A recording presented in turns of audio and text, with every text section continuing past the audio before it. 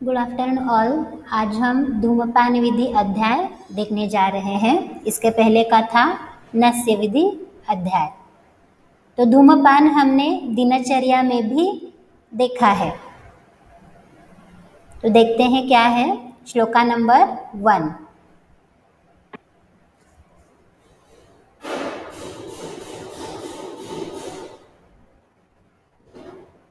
जत्रु ऊर्ध्व कफवातोत्थ विकाराणाम अजन्मने उच्छेदाय च जातानां पिबेत् धूमं सदा आत्मवान। आत्मवान मनुष्य को, यहाँ पे आत्मवान मनुष्य का अर्थ लेना है सुमति हित आहार विहार, मतलब जिसकी मति अच्छी है, जो हितकारक आहार विहार करता है, ऐसा मनुष्य। तो हितकारक आहार विहार करने वाले मनुष्य ने पिबेत धूमम मतलब धूमपान का सेवन करना चाहिए। क्यों करना चाहिए? जत्रु ऊर्ध्व कफ वातोत्थ विकाराणाम, जत्रु अस्थि के ऊपर के कफज और वातज व्याधियों के लिए उनकी उत्पत्ति ना हो, इसके लिए विकाराणाम अजन्मने, विकाराणाम अजन्मने मतलब जत्रु के ऊर्ध्व भाग में कफज या वातज विकारों की उत्पत्ति ना हो, इसके लिए। और अगर ये विकार उत्पन्न हो भी गए तो उच्छेदाय च जातानाम, जातानाम मतलब ये विकार उत्पन्न होने के बाद उच्छेदाय मतलब उनका विनाश करने के लिए सदा मतलब सदैव ही धूम्रपान का सेवन करना चाहिए। तो सदा आत्मवान मनुष्य ने नित्य ही दैट इज सदा जत्रु ऊर्ध्व कफज वातज विकार ना हो, और अगर हो भी गए तो उनके नाश के लिए धूम्रपान का सेवन करना चाहिए। तो हमने यहाँ पे देखा धूम्रपान, तो ये धूम्रपान का इम्पोर्टेंस है।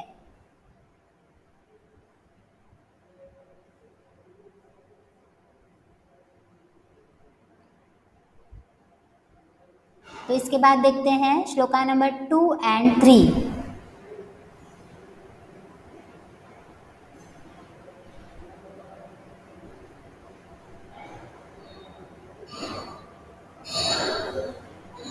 तो सबसे पहले उन्होंने धूम्रपान के टाइप्स बताए हैं। स्निग्धो मध्यः सतीक्ष्णच्च वाते वात कफे कफे। तो धूम्रपान के टोटल 3 टाइप्स है। फर्स्ट है स्निग्ध धूम्रपान, सेकेंड मध्यम धूम्रपान एंड थर्ड तीक्ष्ण धूम्रपान। तो इसका इंडिकेशन क्या है? स्निग्ध धूम्रपान वातज विकारों में, स्निग्ध से यहाँ तक एरो ड्रॉ करो पेंसिल से, स्निग्ध धूम्रपान वातज विकार के लिए। मध्यम धूम्रपान वात कफज विकारों के लिए, मध्य से यहाँ तक एरो ड्रॉ करो। और तीक्ष्ण धूम्रपान कफज विकारों के लिए। ये आप ऐसे ही लॉजिक से भी याद रख सकते हो।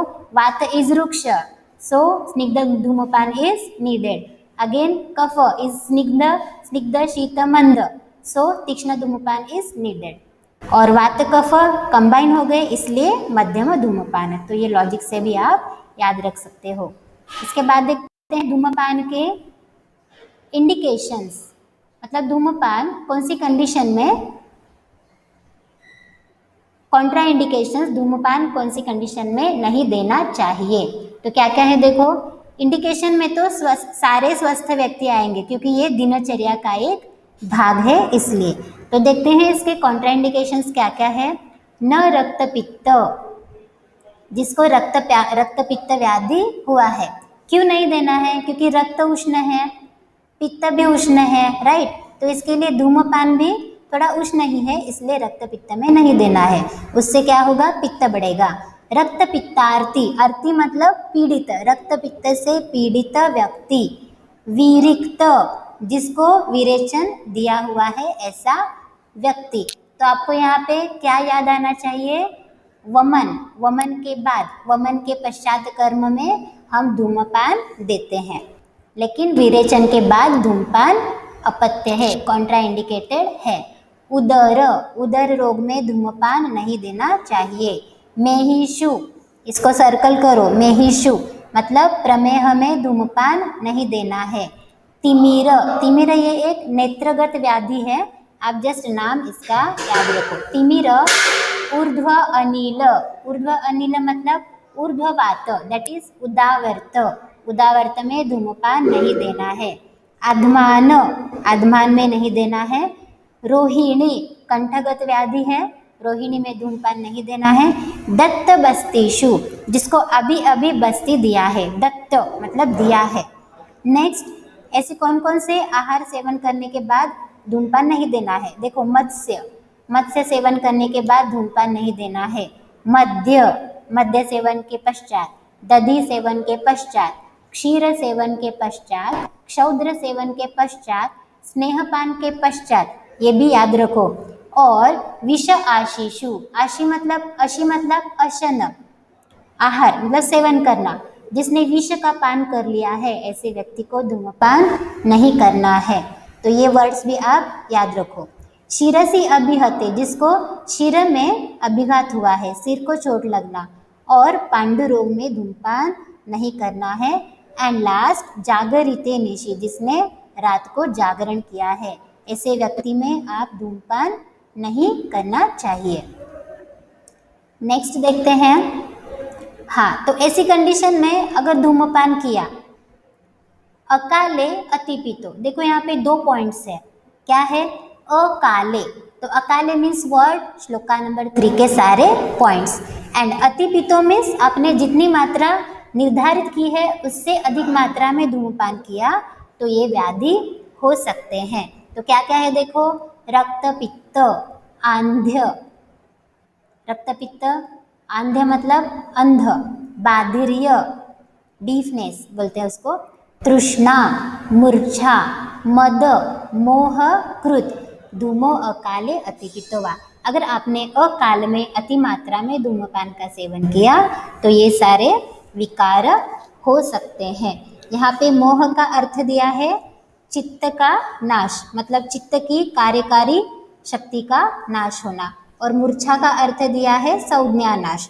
तो आप नोट डाउन कर लो, मूर्छा इज इक्वल टू संज्ञा नाश एंड मोह इज इक्वल टू चित्त नाश, और उसको वैचित्य भी बोलते हैं।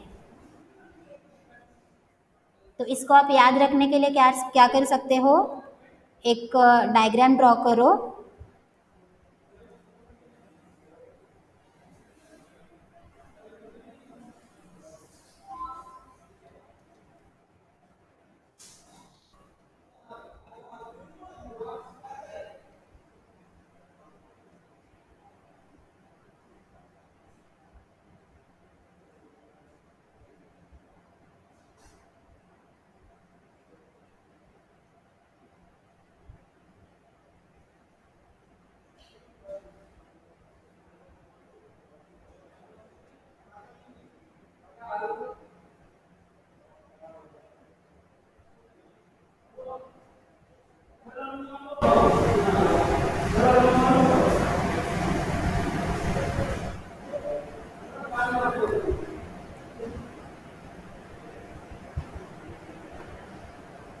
तो समझो ये एक चेहरा है, जस्ट कंसिडर करो।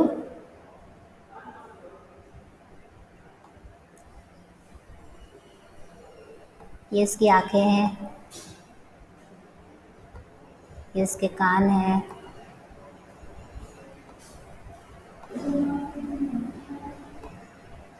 ये उसका नाक है, ये इसका मुख है।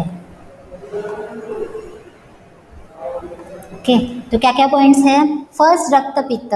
तो रक्तपित्त ऐसा व्याधि है जिससे मुख से, नाक से इत्यादि रक्त बाहर निकलता है। ठीक है, तो रक्तपित्त को आप जस्ट याद रखो कि यहाँ पे, यहाँ से रक्त निकल रहा है, ठीक है, मुख से।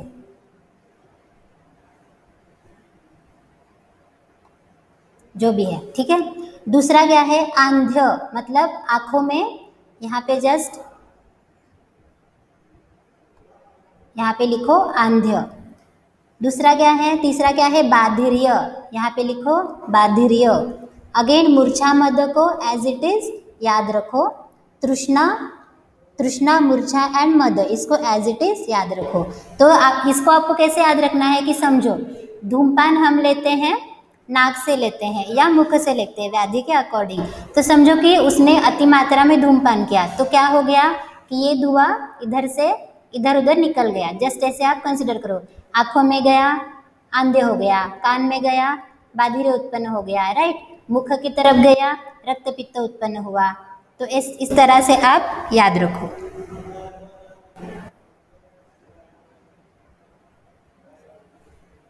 इसके बाद हम देखेंगे, हाँ, तो अगर ये विकार उत्पन्न हुए तो उसमें आप चिकित्सा क्या करोगे। आपने अकाल में अति मात्रा में धूमपान का सेवन किया, रक्त पित्त आदि विकार उत्पन्न हुए, तो उसमें क्या करना है, तत्र शीतो विधि ही हितः। तो इसका एक ही सेंटेंस में लिखना है शीत विधि। आपको और इसमें लिखना है तो टीका में दिया है, आप पॉइंट्स नोट डाउन कर लो। सर्पीपान नस्य लेप लगा सकते हो और परिषेक कर सकते हो, मतलब शीत लेप, शीत परिषेक, राइट। शीत पान, शीत द्रव्य है, शीतल द्रव्यों का पान है, सर्पी का पान है, और नस्य भी दे सकते हो। तो धूमपान जनित विकारों में आप नस्य भी दे सकते हैं। नेक्स्ट हम देखते हैं, हमने जो धूमपान के 3 टाइप्स देखे उसके काल।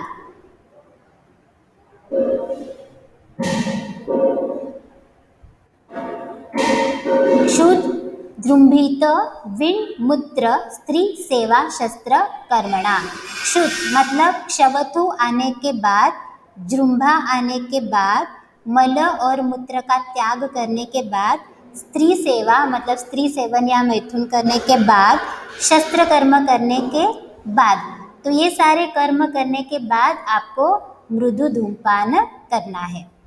नेक्स्ट है अगेन सेम और थोड़े पॉइंट्स है इसमें। हास्य से मतलब हंसने के बाद, दंत काष्ठ से दंत धावन करने के बाद। तो ये सारे कार्य करने के अंत में आपको मृदु धूमपान करना है। तो मृदु धूमपान के अंडर ये सारे पॉइंट्स आएंगे। उसके बाद मध्यम धूमपान कब करना है, कालेषु एषु। तो देखो कालेषु एषु मतलब ये सारे काल, मतलब मध्यम धूमपान में ये सारे पॉइंट्स भी आते हैं। तो आप नोट डाउन कर लो, क्षुत जृंभित विणमूत्र स्त्री सेवा शस्त्र कर्मणाम हासस्य दंत काष्ठस्य अन्ते। अगेन क्या आएगा, इसको आएगा मृदु धूमपान। अगेन इन सारे पॉइंट्स को आएगा मध्यम धूमपान। और कालेषु एषु मतलब ये सारे काल, निशा आहार नावनान्ते, आहार के बाद या निशा मतलब रात में, आहार के बाद भोजन करने के बाद, और नावन नस्य करने के बाद। नस्य करने के बाद, नावन मीन्स नस्य।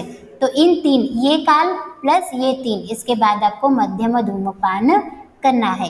एंड लास्ट है तीक्ष्ण धूमपान। यहाँ पे तीक्ष्ण धूमपान के लिए विरेचन शब्द आया है, तो विरेचन को सर्कल करके आप लिखो इज इक्वल टू तीक्ष्ण धूमपान। यहाँ पे विरेचन का अर्थ पंचकर्म वाला विरेचन नहीं है, यहाँ पे आप लिख दो तीक्ष्ण धूमपान।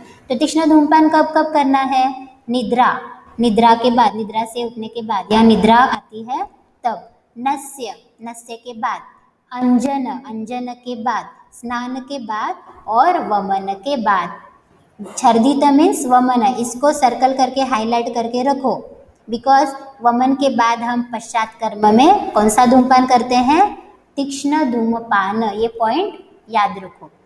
इसके बाद हम देखेंगे धूमपान धूम यंत्र निर्माण विधि।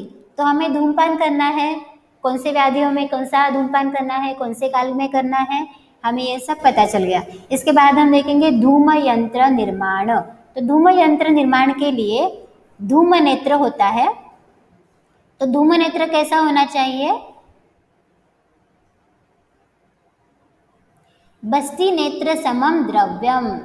तो आपको याद आना चाहिए कि इन बस्ती नेत्र के लिए हमने क्या क्या द्रव्य यूज किए थे, धातु थे, स्वर्ण, रजत, दारू, दारू मतलब काष्ठ था, वेणु था, वेणु मतलब बांबू की जो लकड़ी होती है वो था। इसमें से जो अवेलेबल हो जाए उसका हमें धूम नेत्र बनाना है। धूम नेत्र मतलब जिससे हमें धूमपान करना है।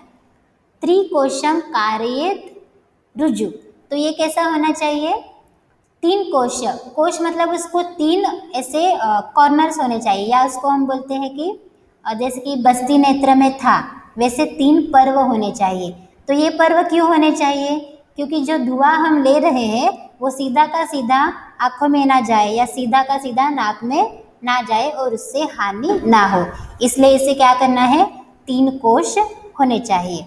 नेक्स्ट है रुजु, मतलब वो सीधा होना चाहिए, सीधा होना चाहिए लेकिन उसको 3 जगह पे थोड़ा थोड़ा सा मोड़ होना चाहिए, दैट इज 3 कोश। अगेन मूल अग्रे, तो इसका परिणाम कैसा होना चाहिए, सरकमफरेंस है। मूल अग्रे अंगुष्ठ, मूल के भाग में अंगुष्ठ परिणाम का होना चाहिए मूल में, और अग्र भाग में कोलास्थि प्रवेशम। कोल मतलब बदर और कोल अस्थि मतलब उसके अंदर का जो अस्थि, मतलब उसका बीज जो होता है, अंदर का बीज भी नहीं, उसका अस्थि होता है। जैसे कि आंवला खाने के बाद आंवले के अंदर की जो गुठली होती है उसको बोलते हैं अम्लक की अस्थि, ठीक वैसे ही बदर की गुठली को बोलते हैं कोलास्थि। तो जिसमें से कोल अस्थि प्रवेश कर सके उसका उतना अग्र का परिणाम होना चाहिए। तो मूल में है अंगुष्ठ परिणाम और अग्र में है कोलास्थि परिणाम। तो ये हमने देखा धूम नेत्र के बारे में। तो धूम नेत्र कैसा होना चाहिए ये हमने देखा। उसके बाद हम देखेंगे उसकी लेंथ कितनी होनी चाहिए। तो तीनों धूमपान के टाइप्स के लिए अलग अलग यहाँ पे परिमाण दिया है। तीक्ष्ण स्नेहन मध्येषु 3-4 5 अंगुलानां क्रमात् पातुः प्रमाणेन अष्टकानि तत्। अष्टक बोला है, अष्टक बोला है मतलब उसको हमें 8 से मल्टीप्लाई करना है, और ये अंगुल किसके, पेशेंट के अंगुल के प्रमाण से। तो कितना देना है, तीक्ष्ण धूमपान में 3 अष्टक, तो कितना हो गया 3 × 8 24 अंगुल। स्नेह धूमपान में कितना होना चाहिए 4, 3 × 4 that is 3 × 8 that is 32। Again 4 × 8 होगा, सॉरी 32। इसके बाद मध्येषु, मध्य में कितना देना है 5 अष्टक 5 × 8 दैट इज 40 अंगुल। तो आपको जस्ट 3 4 5 और यहाँ पे अष्टक वर्ड याद रखना है, दैट इज अष्टक प्रमाणेन अष्टकानि, मतलब इसको 8 से मल्टीप्लाई करना है, नॉट 3 अंगुल, यहाँ पे 8 से उसको मल्टीप्लाई करना है। तो हमने धूम नेत्र की लेंथ देखी, धूम नेत्र कैसा होना चाहिए ये देखा। इसके बाद हम देखेंगे कि धूमपान निर्माण कैसे करना है।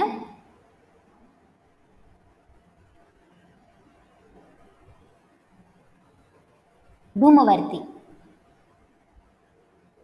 तो धूम नेत्र में हमें क्या करना पड़ेगा, धूमवर्ती प्रविष्ट करने पड़ेगी, जिसको हम जलाएंगे, फिर उसके बाद उससे धुआं आएगा, राइट। तो पहले हम ये पॉइंट देखेंगे श्लोका नंबर 19। तो कैसे बनानी है, जले स्थितम अहोरात्रम इशिकाम 12 अंगुलाम। तो यहाँ पे इशिका का मतलब दिया है दर्भ की कांडी, श्लोका नंबर 19। दर्भतूली ऐसे दिया है टीका में, या फिर काश की शलाका। तो दर्भ और काश तृण में आते हैं, तृण पंचमूल। तृण मतलब घास, घास जैसे घास के 5 टाइप्स होते हैं आयुर्वेद में। अभी आप सेकंड ईयर में जाओगे द्रव्य गुण में तृण पंचमूल पॉइंट आएगा, उसमें ये आएगा। तो कुश, काश, दर्भ, इक्षु, तो इक्षु भी देखो तृण का टाइप है, होगा कुछ इस तरह से ये, ठीक है। तो इसको क्या करना है हमें, देखते हैं हम। जले स्थितम अहोरात्रम इशिका, तो हमें इशिका का मतलब पता चला दर्भ की तूली, दर्भतूली आप नोट डाउन कर लो, या फिर काश की शलाका, व्हाटएवर, उसमें से एक कोई भी याद रखो। उसको हमने क्या करना है, पहले उसकी लेंथ कितनी होनी चाहिए 12 अंगुल, 12 अंगुल की। उसको क्या करना है आपको, अहोरात्र मतलब पूरा एक दिन, और रात्र मतलब 24 आवर्स उसको पानी में डुबा के रखना है, दैट इज जले स्थिताम अहोरात्रम इशिकाम 12 अंगुलाम। 12 अंगुल की इशिका वर्ड आप याद रखो, कुछ भी नहीं लिखना है, इशिका वर्ड ही लिखना है, वो भी संस्कृत में। 12 अंगुल की इशिका अहोरात्र जल में रख दी तो क्या होगा, वो थोड़ी सी फूल जाएगी। ठीक है, उसके बाद क्या करना है, पिष्टे ही धूम औषधे ही एवं पंचकृत्व। हाँ, तो धूमपान के लिए क्या क्या औषध है, तो धूमपान के लिए तीनों टाइप्स के अलग अलग औषधियाँ बताई गई हैं, वो हम इसके बाद में देखेंगे। तो उन औषधियों का इसके ऊपर लेप करना है।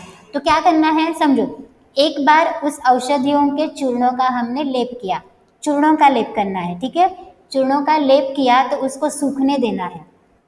ठीक है, तो वो सूखने के बाद फिर दूसरा लेप करना है, दूसरा लेप सूखने के बाद तीसरा लेप करना है, तीसरा सूखने के बाद चौथा, और चौथा सूखने के बाद पांचवा। तो इस तरह से हमें पिष्टे ही धूम औषधे ही एवं पंचकृत्वा प्रलेपयेत, दैट इज इन औषधियों का पिष्ट चूर्ण बना के हमने 5 बार उसका लेपन किया। और लेपन की विधि क्या है, एक सूखने के बाद दूसरा लेप करना है, तो ही वो 5 लेयर्स हो जाएंगे, एक बार 5 लेयर नहीं होंगे।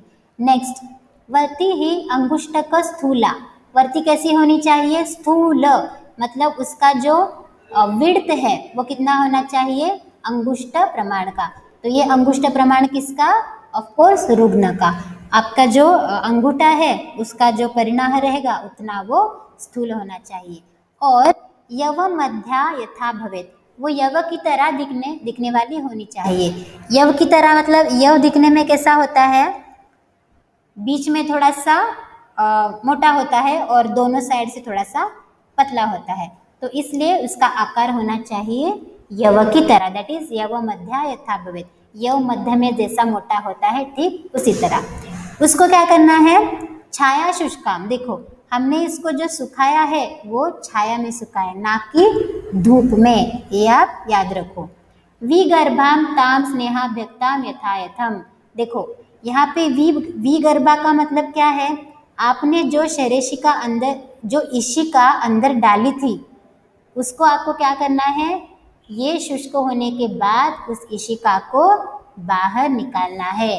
तो क्या होगा, इशिका के ऊपर हमने ऑलरेडी 5 लेप किए हैं, तो सूखने के बाद अगर इशिका को बाहर निकाला तो क्या होगा, अंदर एक पोकली, एक स्पेस निर्माण होगा, राइट, जैसे कि नली की तरह होगा। ताम स्नेहाभ्यक्ताम, तो आप क्या करोगे, उसको स्नेह में अभ्यक्त मतलब स्नेह में डुबाओगे। फिर उसके बाद धूम नेत्र अर्पिता, फिर उसको धूम नेत्र के ऊपर लगाना है। और पातुम अग्निपृष्ठाम प्रयोजयेत, धूम नेत्र के अंदर लगाना है और उसको दग्ध करना है, मतलब अग्नि, उसको थोड़ा सा जलाना है। फिर उससे जो धुआं आएगा उससे आपको धूमपान करना है।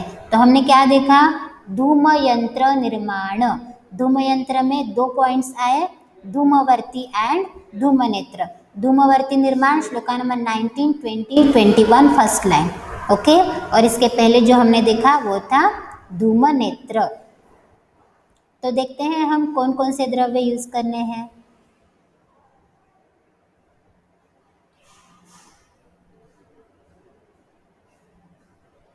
धूमपान की विधि देखनी है हमें।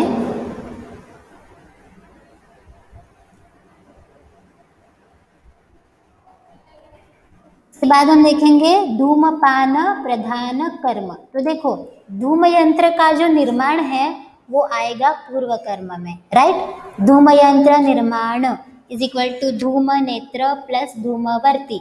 धूम नेत्र कैसा बनाना है, उसका लेंथ कितना होना चाहिए, उसका मूल और अग्र का परिणाम कितना होना चाहिए।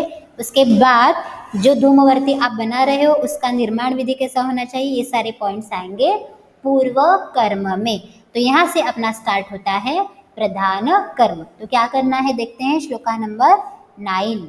रुजु उपविष्ट, रुजु प्लस उपविष्ट, रुजु मीन्स सीधा, उपविष्ट मतलब बैठना, तो आपको सीधा बैठना चाहिए। तच्चेता मतलब मन लगा के बैठना चाहिए, इधर उधर मन आपका भटकना नहीं चाहिए, कंसंट्रेशन होना चाहिए। विवृत आस्य त्रिहि पर्ययम, तो क्या करना है, मुख को थोड़ा सा खोलना है। तो मुख को क्यों खोलना है हम आगे देखेंगे। और त्रिपर्यय मतलब 3 बार क्या करना है, उस धुएं को नाक से अंदर लेना है।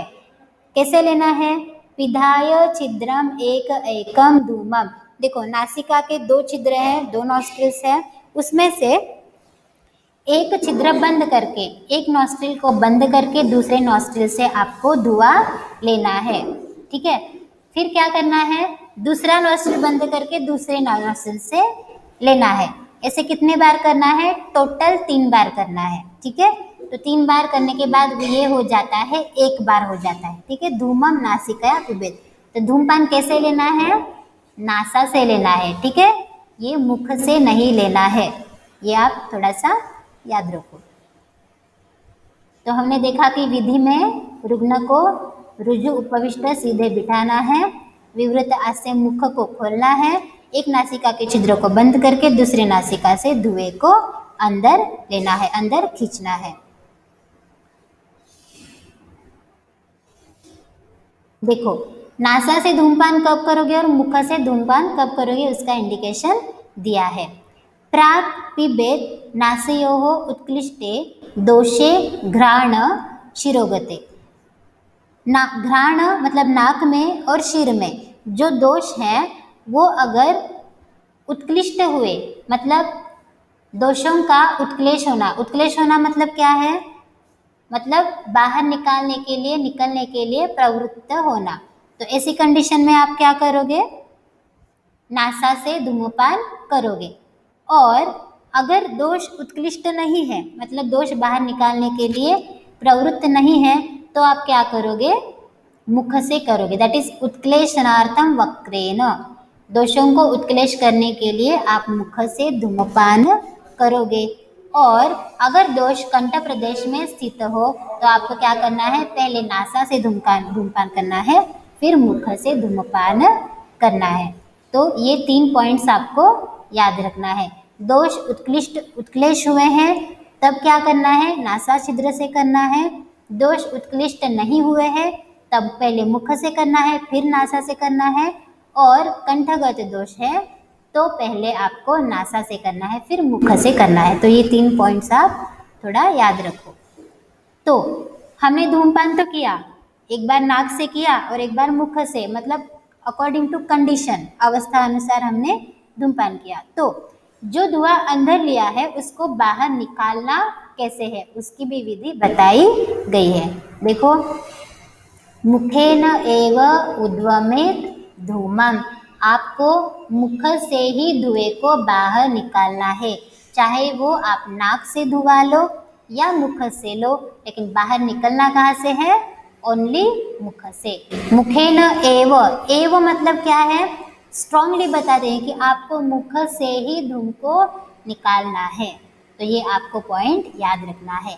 हाँ, अगर आपने नासिका से धूम निकाला, नाक से धूम निकाला तो क्या होगा? दृक् विघात कृत, दृष्टि की हानि हो सकती है। तो ये पॉइंट्स आप याद रखो।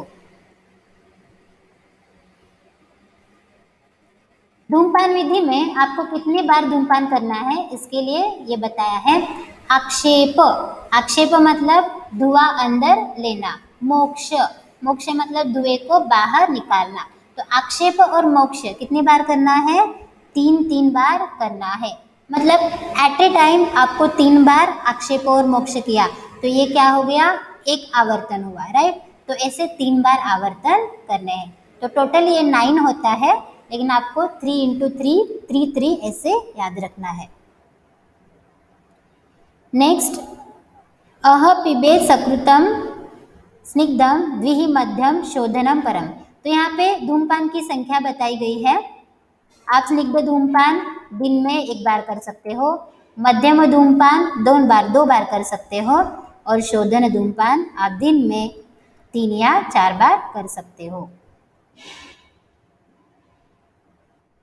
इसके बाद तो हमने जो 3 टाइप्स देखे धूमपान के, मृदु है, मध्य है और तीक्ष्ण है। तो इसके लिए द्रव्य कौन कौन से यूज करने हैं ये दिया है, ये आप पढ़ लो। मृदु के लिए अगुरु है, गुगुल, मुस्ता, स्थौणेय, शैलेय, नलद, नलद मीन्स जटा मांसी, उशिर, वालकम मतलब वाला, मतलब उशीर का ही अलग टाइप है, उसको नेत्रबाला भी बोलते हैं। वरांगक, वरांग, कौंतिक, मधुक, जो याद रखते हैं, याद रख सकते हो उतना याद रखो। मधुक मीन्स यष्टि है, बिल्व मज्जा है, एल्वालुक, श्रीवेष्टक, सर्जरसद, मामकम, मदनम, प्लवम, शल्लकी, कुंकुम, माशा, यवाहा, कुंदरुकशिला, कुंदरुकतिला, स्नेह, फलानाम, साराणाम, मेदो मज्जा वसाघृतम। देखो ये पॉइंट्स याद रखने के लिए इजी है। क्या है? मेद मज्जा वसाघृत एंड सारयुक्त वनस्पति, जिनमें सार होता है ऐसी वनस्पतियां। नेक्स्ट, तो ये मृदु धूमपान के द्रव्य थे। और मध्यम धूमपान के द्रव्य क्या क्या है? शल्लकी, लाक्षा। देखो मध्यम धूमपान को शमन धूमपान भी बोला जाता है। यहाँ पे आप लिख लो, शमन इज इक्वल टू मध्यम धूमपान। लाक्षा, पृथ्वी का, कमल के उत्पल, कमल उत्पल, नगरोद, उदुम्बर, अश्वत्थ, प्लक्ष, रौद्र, इनकी त्वचा, सीता मतलब शक्कर, खड़ी शक्कर बोलते हैं। यष्टि, यष्टि मधु देखो रिपीट हुआ। सुवर्ण, त्वक, पद्मक, रक्त यष्टिका, गंध, कुष्ठ, तगर। तो यहाँ पे कुष्ठ और तगर वर्जित एलादि गण यूज करना है, आपको ये थोड़ा सा याद रखना है। कुष्ठ तगर को छोड़ के जो 15वें अध्याय में एलादि गण बताया वो सारे द्रव्य, तो एलादि गण का अगर श्लोक आपको आता है तो वेरी गुड, आप कुष्ठ और तगर को छोड़ के बाकी सारे द्रव्य लिख लो। तो ये हो गए मध्यम धूमपान के द्रव्य। नेक्स्ट है तीक्ष्ण धूमपान के द्रव्य। तो तीक्ष्ण में हमें ज्योतिष्मति यूज करनी है। और मूर्ध विरेचन मतलब शिरो विरेचन के द्रव्य। शिरो विरेचन का क्वेश्चन डाला था, बहुत कम लोगों ने लिखा है। शिरो विरेचन के जो द्रव्य है वो सारे वेल्ला अपामार्ग, यो व्योषधार विसुराला, वो जो भी है वो सारे द्रव्य यहाँ पे यूज करने हैं तीक्ष्ण धूमपान के लिए। दशमूल, दशमूल यूज कर सकते हैं। मनोवा मतलब मनशिला, आल मतलब हरताल, ये सारे सेकंड ईयर में रसशास्त्र में पढ़ने को मिलेगा। लाक्षा, लाक्षा रिपीट हुआ। श्वेता दैट इज अपामार्ग। फल त्रयम, गंधद्रव्याणि तीक्ष्णानि गंधो मूर्ध विरेचन।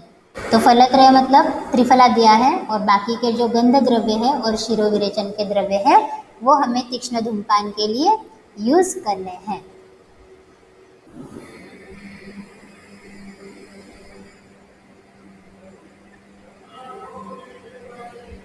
तो हमने यहाँ तक मृदु धूमपान, मध्यम धूमपान और तीक्ष्ण धूमपान के द्रव्यों का वर्णन देखा। धूमवर्ती निर्माण भी हमने देख ली। इसके बाद आता है कासग्न धूमपान विधि, मतलब कास में, खांसी में आप धूमपान करोगे उसको बोलते हैं कासग्न धूमपान। तो ये एक स्पेशल टाइप है धूमपान का। तो ये कैसे बनाना है? शराब संपुट छिद्रे नाड़ीम यस्य 10 अंगुलम। तो इसको जानने के लिए आपको पहले पता होना चाहिए कि व्हाट इज शराब संपुट। तो आपको दिखाती हूँ मैं।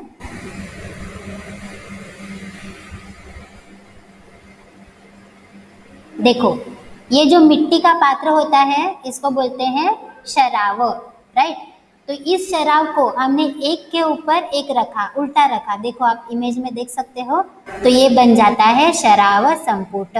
तो शराव संपुट आपको रसशास्त्र में सेकंड ईयर में सीखने को मिलेगा। मतलब धातुओं के भस्म निर्माण के लिए इसमें धातु उसमें डाल के चक्रिका बना के, चक्रिका क्या है आपको सेकंड ईयर में पता चलेगा, वो डाल के इसको अग्नि में रखते हैं, पूट देते हैं, राइट। इसके लिए उसको बोलते हैं शराव संपुट। तो आप जस्ट इतना ही याद रखो कि ये मिट्टी का पात्र है, मिट्टी के 2 पात्र है, उसको एक के ऊपर एक रखा, इसको बंद किया, तो ये हो गया शराव संपुट। तो देखते हैं हमें शराव संपुट का यूज क्या करना है। शराव संपुट छिद्रे, तो शराव संपुट को बीच में छिद्र बनाना है, ठीक है। तो शराव संपुट के अंदर हमें क्या रखना है? कास की जो औषधियाँ हैं, कास नाशक औषधियाँ हैं, उसको डालना है, उसको जलाना है और उससे धुआं उत्पन्न करना है। तो क्या, और फिर शराव संपुट को बंद करना है, बीच में उसके छिद्र निर्माण करना है, और छिद्र निर्माण करके वहाँ पे एक नाड़ी डालनी है, जैसे कि नली, ठीक है। वो नली कितनी लंबी होनी चाहिए? लेंथ दैट इज 10 अंगुलम 8 अंगुलम वा, या तो 8 अंगुल या 10 अंगुल की वो नली होनी चाहिए। और जिसको कास हुआ है या खांसी हुई है उसने उसमें औषधियाँ, कास की औषधियाँ मतलब कास की टैबलेट भी डाल सकते हो या कास नाशक औषधियों के चूर्ण भी डाल सकते हो और उसको जलाना है। फिर उससे जो धुआं आएगा इस नली से, उससे आपको कासग्न धूमपान करना है। लेकिन यहाँ पे पॉइंट क्या याद रखना है, कासग्न धूमपान मुख से किया जाता है, ना कि नाक से। यहाँ पे श्लोका में वर्ड है वक्त्रेन, वक्त्रेन मीन्स मुख से किया जाता है। इसके बाद उन्होंने इसके लाभ बताए। ओवरऑल धूमपान के लाभ क्या है, कास श्वास, श्वास का रोगी धूमपान कर सकता है। पीनस, विस्वरत, पीनस मीन्स प्रतिशाय, विस्वरत्व मतलब स्वर भेद, स्वर का नाश होना। पुतिगंधः मतलब मुख से या नासा से दुर्गंध आना। पांडुता मतलब पैलोर उत्पन्न होना, पांडुता। केश दोषः, देखो बालों के दोष, बालों के चाहे बाल झड़ते हो या पालित्य खालित्य जो भी हो, पिंजरत्व भी बोलते हैं मतलब पिंगट रंग के होते हैं बाल, उसके लिए मतलब बालों के व्याधियों के लिए आप धूमपान कर सकते हो। तो हमने नशे में भी देखा था कि केश के व्याधियों में हम नशे कर सकते हैं और धूमपान भी कर सकते हैं।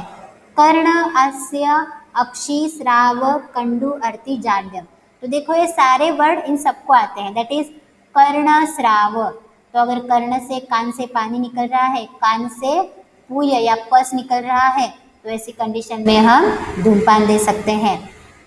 अस्य श्राव, मुख से श्राव निकलता हो तो अक्षी श्राव, अक्षी के श्राव में दे सकते हैं। अगेन कर्ण कंडु, हास्य कंडु, हास्य जाड्यम, जाड्य उत्पन्न हुआ तो। अर्ति मतलब वेदना। अगेन अक्षी श्राव, अक्षी कंडु, अक्षी अर्ति, अक्षी जाड्य। तो ये सारे वर्ड सबको अप्लाई होते हैं। तो इनमें देखो आप कितने सारे पॉइंट्स बना सकते हो। इसके बाद तंद्रा, तंद्रा में आप धूमपान दे सकते हो। तंद्रा मीन्स आलस जैसी कंडीशन। हिद्मा मीन्स हिक्कप, हिक्का, हिक्का में धूमपान दे सकते हो। धूमपम न स्पृश्यन्ति, धूमपम मीन्स धूमपान करने वाले मनुष्य को ये सारी व्याधियाँ स्पर्श भी नहीं करती। देखो कितना बड़ा इंपॉर्टेंस दिया है, मतलब नित्य धूमपान करने वाले व्यक्ति को इनमें से कोई भी विकार उत्पन्न नहीं होते। तो ये हमने देखे धूमपान लाभ। तो यहाँ पे अपना टॉपिक फिनिश होता है।